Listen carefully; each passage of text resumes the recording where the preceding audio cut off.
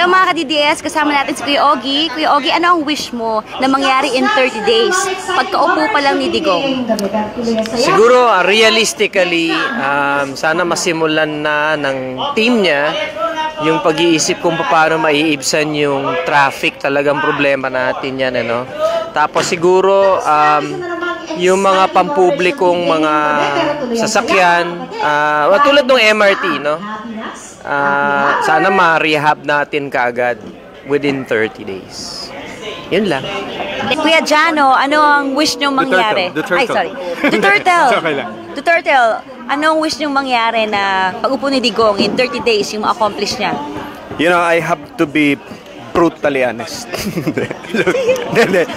Ano na, first 30 days pa lang naman yan. First 30 days.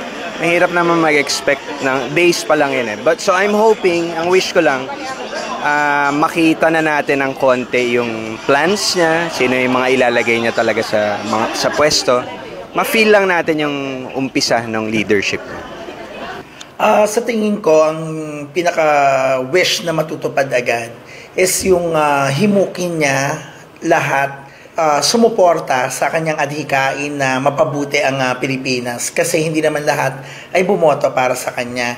Na mapaliwanag niya ng malinaw, ng klaro kung bakit kailangan may mga i-implement siyang mga bagong dapat nating sundin na mga batas.